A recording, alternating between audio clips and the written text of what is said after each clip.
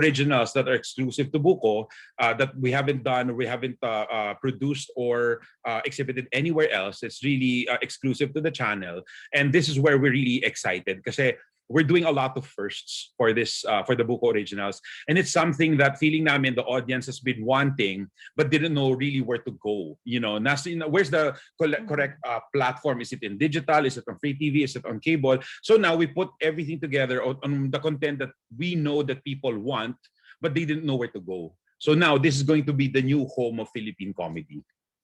I saw Mamang Pokwang for the BUKO Originals in Maine. And si Maine yung isa nga sa sinasabi ko, parang last year pa hinahanap ng fans din na magta-travel siya. And that is, you gave her Pop Pinoy, which is another side of her. And this one is a totally different, again, side of her. Paano po na build up or na come into terms na bagay siya or papagawa sa kanya yung vlog-like na travel show? When we talked to Maine first, and we knew that she wanted to do something like this. We wanted her, syempre, for BUKO. We want her to be part of the inaugural team from the first yung first salvo of shows. Gusto namin agad kasama si Maine. And si Maine kasi is very excited. She always wants to try new things. So inupuan ko si Maine and I talked to her about it. What do you want to do? Kasi there were a lot of options on what she could do in terms of genre. Do you want to do a narrative? Do you want to do like a sitcom series or anything like that? And she wanted to do something like a bucket list, So pinag-usapan namin. So sabi ko, what do you mean? And it turns out, si Maine kasi, in reality, she leads a very kind of introverted existence. She's very shy, so she likes reading books, she likes writing, she loves music. She doesn't go out so much. She's not that kind of person. So Main Goals is designed to take her out of her comfort zone. That's the very definition and the very concept of the show. And the cool thing about this is before we started the show, we met with Maine and we talked about the things that she hasn't done, things that she's been wanting to do. And you wouldn't think that it's not the usual, like farm life.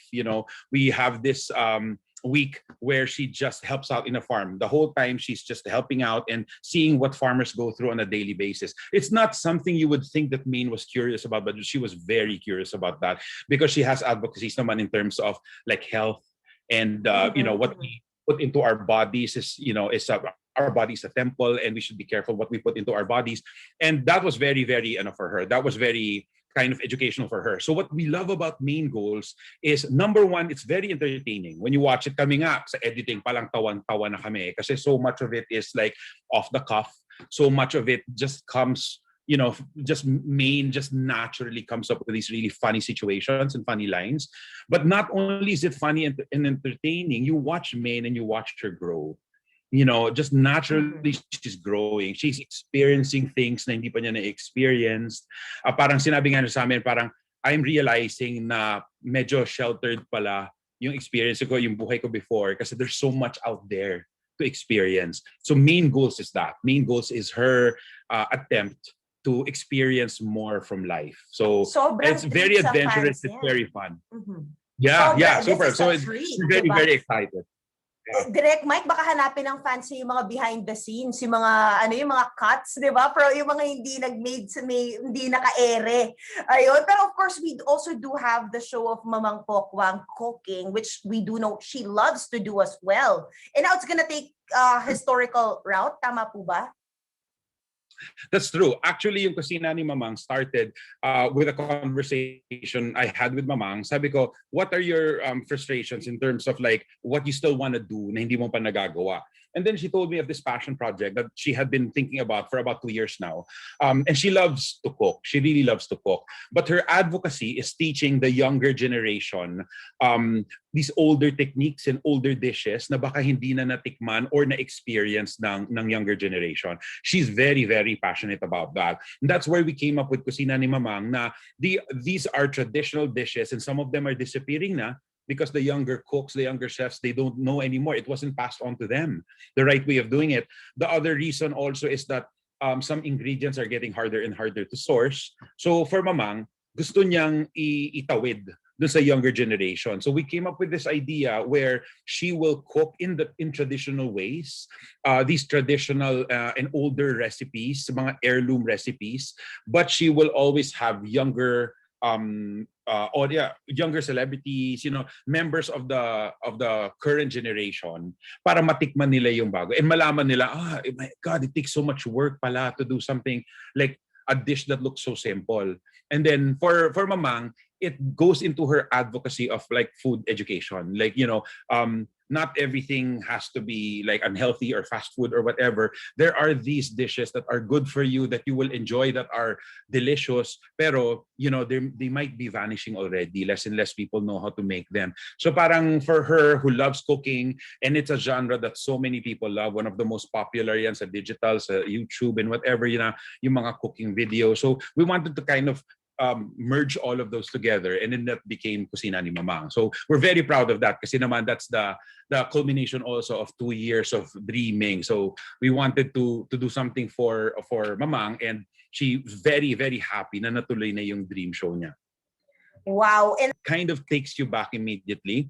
You remember where you were when you watched it, what you had for dinner, before you place yourself on the TV. And parang it brings you back. And I want to share kind of that feeling of looking back onto really, really good times, So yun yung parang for us naging very, very, very important yon. Let's try to hunt down the material that we loved before, that the new generation may not have had the experience to or the opportunity to experience, at ipa-experience naman natin sa kanila. Yun lang technically it turned out to be much harder. Pero the journey was worth it. Kasi nakakaano talaga, you reminisce, you remember. So we wanted to share that fulfillment with the younger generation naman.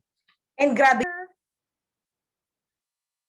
All right. Also, we do have Sir Jojo Oconer, COO and CFO of APT Entertainment Inc. Hi, sir. Hello. Afternoon. Good afternoon. And eto na po siya, si Miss Camille Montaño, VP for Production Operations of APT Entertainment Inc. Hi, ma'am. Hi, good afternoon. All right. Thank you, ma'am. And ito na po ang BUKO Channel Manager of APT Entertainment Inc., Mr. Adrian Santos. Hello. Good afternoon. Yes. Congratulations in advance. Ito na, simula na ng mga katanungan ng mga kapatid natin sa press. Uumpisahan natin. Of course, si Ate Rose Garcia from Abante will ask her questions. Go ahead. BUKO will not be known lang as repository of old content, no? That's why we want a mix of the old and the new. So we're also gonna do a lot of original content para balansyado yung familiar from old titles, and then something fresh, something new. So we're also very conscious of mixing original and old titles. Okay. Nakaline up for Maine, and ang pinaprioritize namin yung mga medyo passion project niya, yung mga gusto niya or hindi siya nabigyan ng chance to fulfill. May maraming ideas si Maine, is very creative So yun ang gusto naming parang bigyan ng priority. In terms of sitcom, kasi she has a current sitcom now, so parang hindi naman yun top priority for Maine. There's so many other concepts and so many other genres na pwede niyang gawin at gusto niyang gawin, and sobra siyang excited. She was one of the first na kinausap namin for BUKO. So and sa dami ng opportunities and other genres that she can do, yun excited siya to have a new home in BUKO for those kinds of shows. I think Cignal is very, very lucky that it's doing very, very well now. We have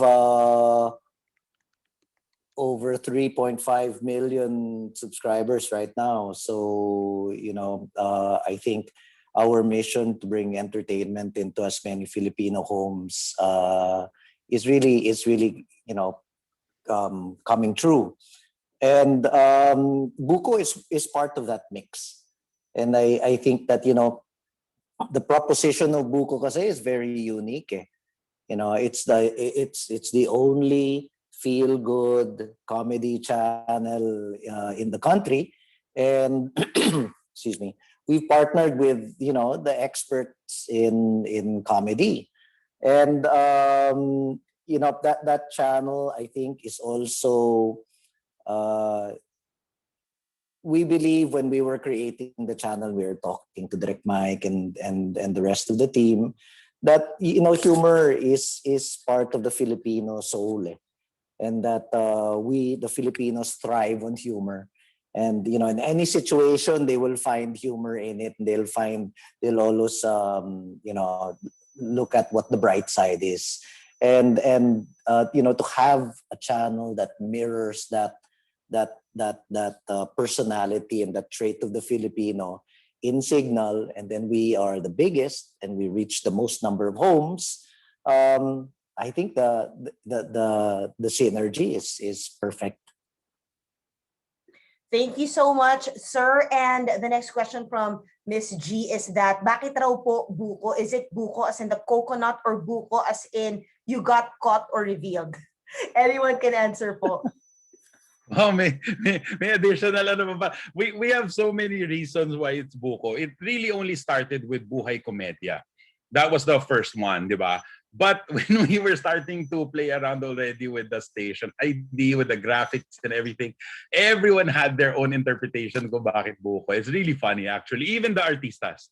So you guys will see, yung mga artista po natin, lahat sila may konting interpretation, may hirit, may joke about the buko, whether it's the fruit, the coconut, or kung ano-ano man yung mga ibang logic nila. So nakakatuwa po talaga. So originally it is as simple as Buhay Komedya, and then shortened, and we play around with the buko as kind of like a cute parang emoji symbol for the channel. Pero nanganak na kung ano-ano na yung mga pinaglalaroan ng mga tao na reasonings behind buko. Kasi and we're very open to that. Like this channel is the audiences as much as it is ours, and we want audiences to feel like it's theirs. So parang kung ano man yung interpretation nila of that buko, if it's just yung iba sinabi na kasi yan parang buko kunyari in the middle of a hot day at summer, and then you drink buko juice and it makes you feel refreshing. Good. That's exactly what this channel is. Yeah. And I'm like, oh, okay, may ganon. Sige, okay rin yan.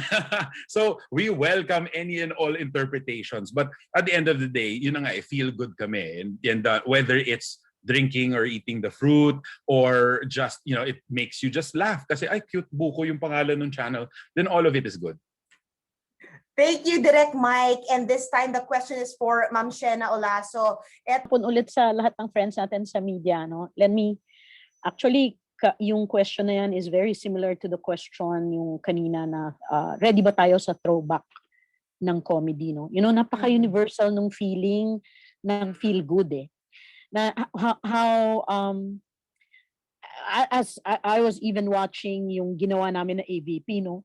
Hanggang ngayon natatawa pa rin ako Hindi ba? And sabihin mo na I'm from the generation of nung unang panahon, 'di ba? Because the feeling of feeling good is very universal. Yung kahit na medyo hindi ka natatawa or nakakatawa pa rin siya, di ba? So ibang-iba yung pakiramdam ng feel good na yun. So maybe I imagine kung ako natatawa, nagtataka yung mga millennial ngayon or yung mga kabataan ngayon, bakit kaya siya natatawa, di ba? Which is also something that's very different. Something that you can engage with. Kasi ganito di ba? So yung feeling of, we feel that today, the differences in paano tayo matawa, ano ang nakakatawa, is what is interesting and what the channel could offer.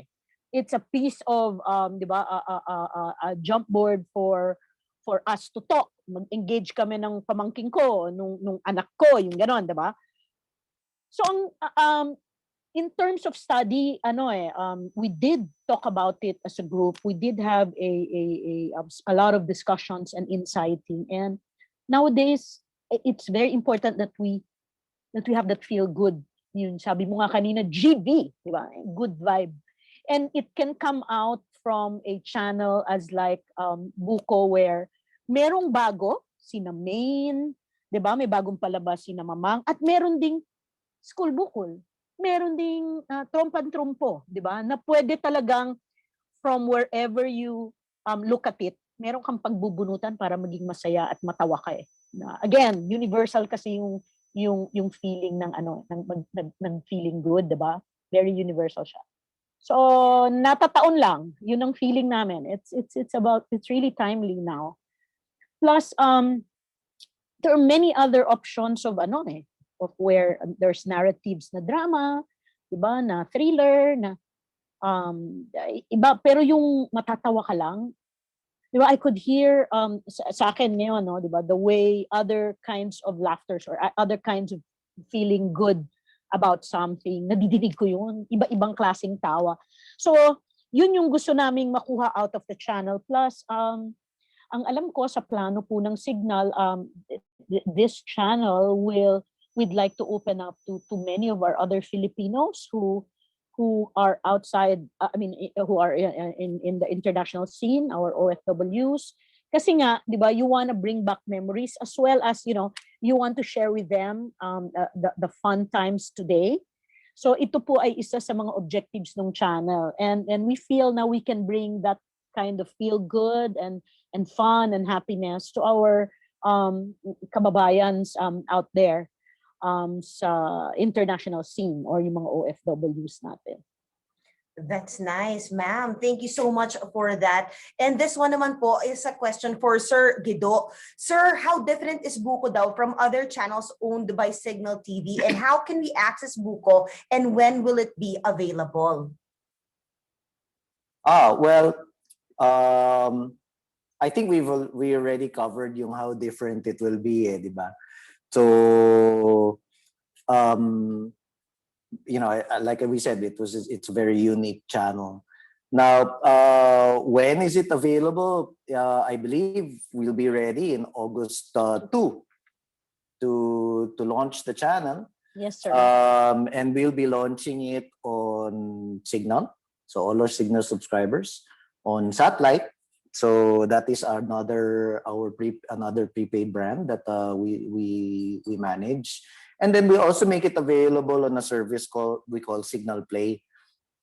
And Cignal Play is an OTT service, meaning you can access it through your mobile phones, your tablets, your other devices. So that channel will then be available there. And then, as Shena mentioned, we're also working hard to make sure that we deliver the channel to all of our Filipino brothers and sisters in other countries, whether it be through Cignal Play or through partnerships with other TV networks there.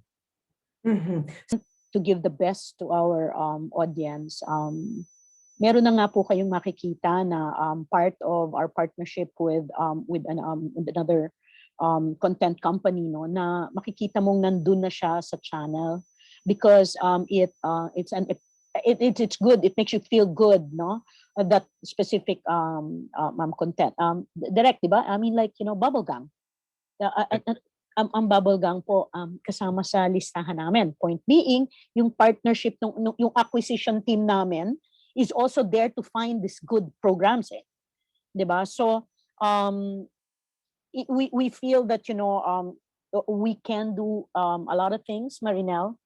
Pwede, hindi ngayon iba na diba? You collaborate with varied content companies.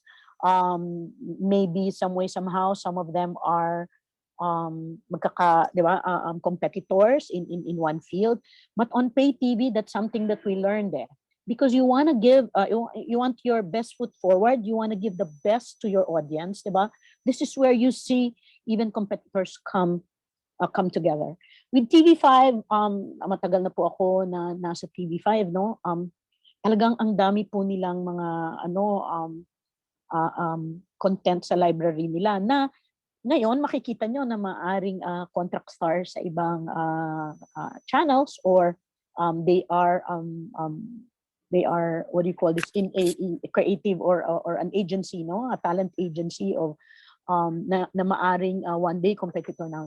Pero hindi po ganoon ang thinking the strategy of Guido who actually draws up all this strategy, whether it's editorial or content and business. We have to give the best to our audience, thereby even his directions on acquisition should be talagang kahit saan, basta yung alam mo na that show is gonna give BUKO the feel good feeling, 'di ba? Pwede po, marami pong pwedeng mangyari. And again, in this times of content, marami nang gumagawa ng content.